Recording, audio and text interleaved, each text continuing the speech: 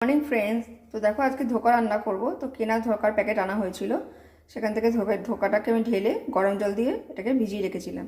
কড়াইতে অল্প তেল গরম করতে দিয়ে এই ব্যাটারটাকে পুরোনো ঢেলে দেখো। এবার এটাকে এই তেলটার মধ্যে ভালো করে নাড়াচাড়া করতে হবে যতক্ষণ না এটা বেশ আঠলো টাইপের হয়ে যায়, ততক্ষণ এটা নাড়তে হবে। আর দেখো ওইদিকে ধোকাটা হচ্ছে, আর এদিকে আমি একটা থালার মধ্যে অল্প তেল দিয়ে ভালো করে তেলটাকে থালাটার মধ্যে মিশিয়ে নেবো। তো দেখো ধোকাটাকে নামানোর পর আমি থালাটার মধ্যে খুন্তি দিয়ে ভালো করে পুরো ছড়িয়ে দিয়েছি। এবার খুন্তি দিয়ে এটাকে কেটে পিস পিস করে নেব, চাকু দিয়ে কেটে পিস পিস করে নেবো। ওটা ভুল করে বললাম তোমাদেরকে। তো দেখো ধোকাগুলোকে আমি চাকু দিয়ে পিস পিস করে কেটে নিয়েছি। এদিকে আবারও আমি তেল গরম করতে দিয়েছি, এর মধ্যে ধোকাগুলোকে ভেজে নেব।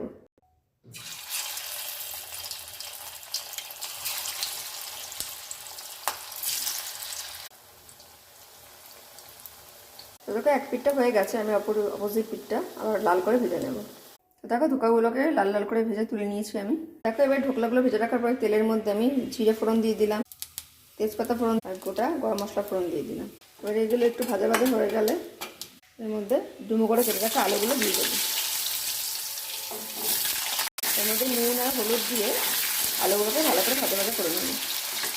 তো আলুগুলো লাল লাল হয়ে গেছে, এর মধ্যে আমি বেটে রাখা মশলাটা দিয়ে দেবো। তো দেখো মশলাটা দেওয়ার পর এর মধ্যে শুধু আমি হলুদ অ্যাড করে দিয়েছি। আর এই মশলাটার মধ্যে রয়েছে জিরে, আদা, লঙ্কা, টমেটো দিয়ে মিক্সিতে ভালো করে পেস্ট করে মশলাটা দেওয়ার পর এবার কিছুক্ষণ কষিয়ে নেব। এবার মশলা কষার পর পরিমাণ মতো জল আমি অ্যাড করে দিলাম। জল দেওয়ার পর এর উপর দিয়ে ধোকাগুলোকে আমি এক এক করে দিয়ে দেবো। তো দেখো ধোকাগুলো দিয়ে আমার পরিমাণ মতো জল দেওয়া হয়ে গেছে। এবার এটাকে ভালো করে ফুটিয়ে কিছুক্ষণ কষিয়ে নেব। তো দেখো ধোকা রসটা হয়ে গেছে, এর মধ্যে লাস্টে একটু ঘি অ্যাড করে আমি কিছুক্ষণ ঢেকে রেখে দেবো। তো দেখো বন্ধুরা, আমার ধোকা রসটা একদম রেডি হয়ে গেছে।